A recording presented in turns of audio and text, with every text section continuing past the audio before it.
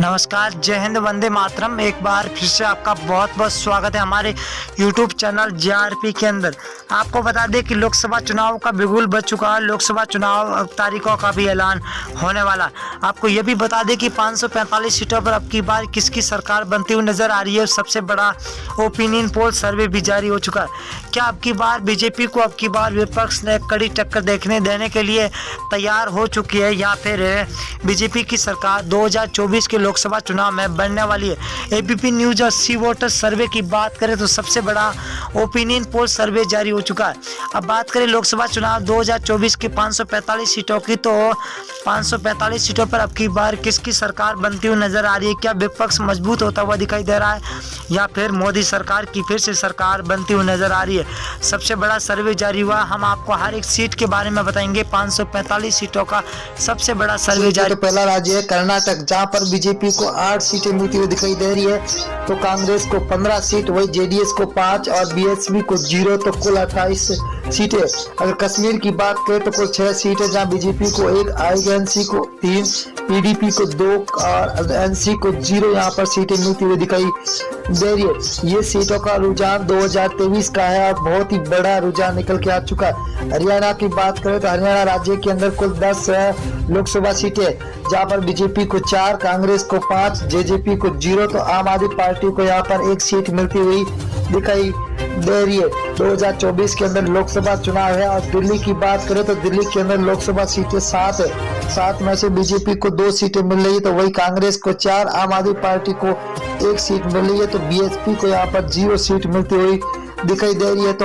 Other के खाते में 0 जा रही है। अगर हम पंजाब राज्य की बात करें तो 13 लोकसभा सीट है, जहाँ बीजेपी को 1 सीट मिल रही है, वही कांग्रेस को 2 सीटें मिल रही है, तो आम आदमी पार्टी के खाते में 9 सीटें जा रही है और एसएडी को 0 सीट मिलती हुई दिखाई दे रही है।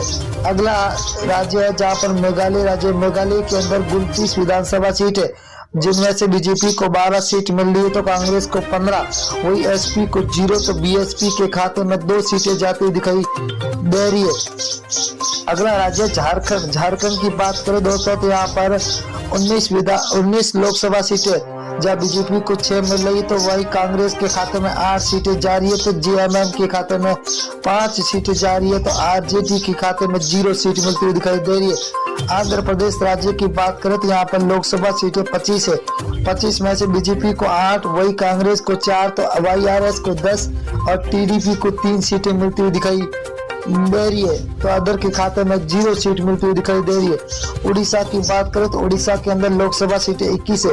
21 में से बीजेपी को 6 सीट, वही कांग्रेस को 9, बीजेडी को 6 सीट और एनसी को 0 सीट मिलती हुई दिखाई दे रही है। बहुत ही तगड़ा महाओपिनियन पोल निकल के आ चुका है।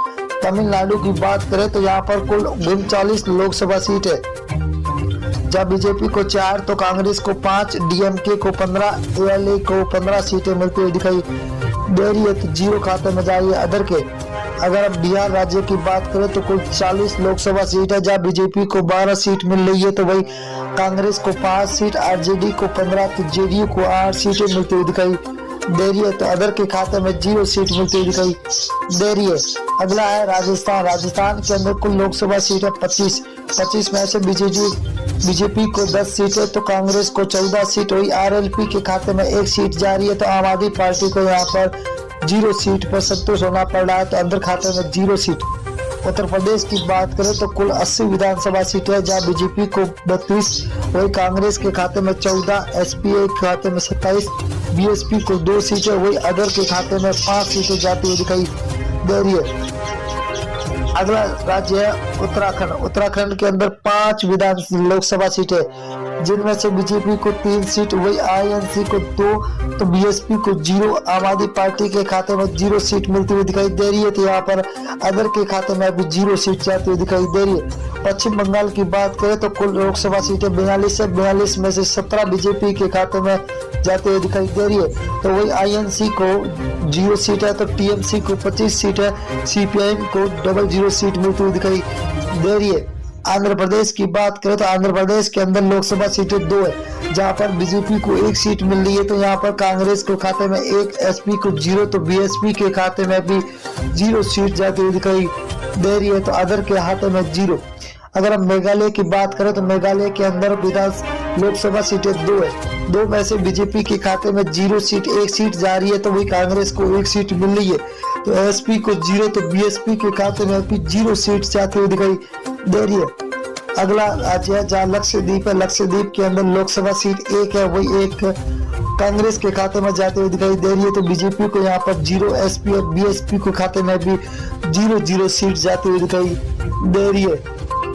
अगला राज्य है महाराष्ट्र। महाराष्ट्र के अंदर 48 विधान लोकसभा सीटें है, जहाँ बीजेपी को 15, कांग्रेस के खाते में 14, तो एसएचएस को 10 और एनसीपी को 8 सीटें मिलती दिखाई दे रही है। तो अदर के खाते में 0 सीट जाती हुई दिखाई दे रही है। छत्तीसगढ़ राज्य की बात करें तो यहाँ पर लोकसभा सीटें 11 है। 11 में से बीजेपी को 6 सीट मिल रही है, तो आईएनसी के खाते में 5 है, आम आदमी पार्टी को 0, बीएसपी को यहाँ पर 0 सीट मिल रही है, तो अदर के खाते में भी 0 सीट जाती हुई दिखाई दे रही है। तेलंगाना की बात करें तो कुल 17 लोकसभा सीटें, जहाँ बीजेपी को 3 सीट, वही कांग्रेस को 5, तो टीआरएस को 7, एआईएम को 2 सीटें मिलती हुई दिखाई दे रही है। बहुत ही बड़ा तगड़ा झटका लगता हुआ दिखाई दे रहा है आपकी बात। अगर केरल की बात करें तो केरल के अंदर 20 विधान लोकसभा सीटें, जहाँ बीजेपी को 1 सीट मिल रही है, तो कांग्रेस को 10 सीटें, वही एलडीएफ को 9 सीटें मिल रही है, तो यूडीएफ को 0 सीट मिलती हुई दिखाई दे रही है, तो अदर के खाते में 0 सीट जाती हुई दिखाई दे रही है। असम राज्य की बात करें तो कुल 14 सीट है, जहाँ बीजेपी को 7, को कांग्रेस को 6, एआईयू को 3 और अदर के खाते में 0 सीट जाती हुई दिखाई दे रही है। बहुत ही बड़ा तगड़ा झटका सभी को मिलता हुआ दिखा। गुजरात की बात करें तो कुल 26 लोकसभा, जब बीजेपी को 12, कांग्रेस को 6, तो आम आदमी पार्टी को 8, बीएसपी के खाते में 0 सीट जा रही है, तो अदर के खाते में भी